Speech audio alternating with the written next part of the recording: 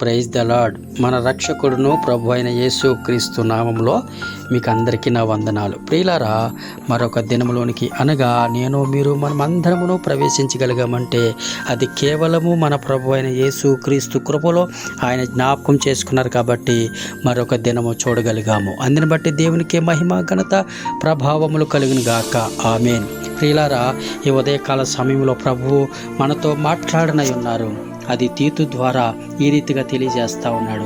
ఆయన సమస్తమైన దుర్నీతి నుండి మనలను విమోచించి సత్క్రియలందాసక్తి గల ప్రజలను తన కోసము పవిత్రపరుచుకొని తన సొత్తుగా చేసుకున్నట్టుకు తన్ను తానే మన కొరకు అర్పించుకొనెను.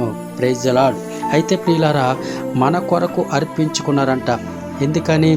ప్రభు అయిన యేసు క్రీస్తు అర్పించుకోవడానికి గల కారణం చూసినట్లయితే ఈ దినములో మరి ప్రపంచవ్యాప్తము కూడా ప్రజలందరూ కూడా ఎలా ఉన్నారంటే పాపముతో, దుర్నీతి అనే పాపముతో, వ్యభిచారము, దొంగతనము, అబద్ధాలు, అన్యాయము, అక్రమాలు మరి ఈ రీతిగా పాపము అనే దుర్నీతిలో మరి మునిగిపోతున్నారు. కాబట్టి మరి దానికి బదులుగా మరి శిక్షకు లోనవుతారని ప్రభు అయిన యేసు క్రీస్తు తన సింహాసనము విడిచి మరి నా అందరి కొరకు ఆయన ప్రాణము పెట్టి ఆ ప్రాణానికి బదులుగా మనందరికీ ఒక చక్కటి ఆయన దగ్గర నివాసం చేసేటువంటి గొప్ప భవిష్యత్తును మన కొరకు ఇచ్చి ఉన్నాడు. కాబట్టి అందుకే ఆయన కొరకు పవిత్రంగా జీవించడం కొరకు, ఆయన కొరకు నిజమైనటువంటి మరి యథార్థవంతులుగా, పరిశుద్ధులుగా, నీతిమంతులుగా జీవించడానికి కొరకే ఆయన లోకానికి తన సొత్తుగా మనలను చేసుకున్నాడు. కాబట్టి ప్రియులారా, మరి ఈ రోజున నీవు నేను ఎలా జీవిస్తున్నాము?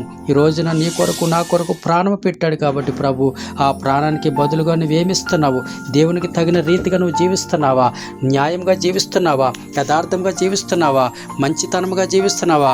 మరి పరిశుద్ధంగా జీవిస్తున్నావా?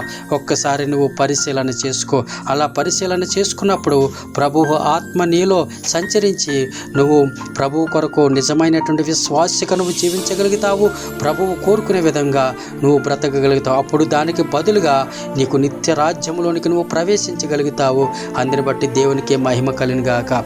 ఈ వాగ్దానము ఈ రోజంతా కూడా మన జీవితంలో నెరవేర్చబడును గాక. దేవునికి మహిమ కలుగును గాక. ఆమేన్.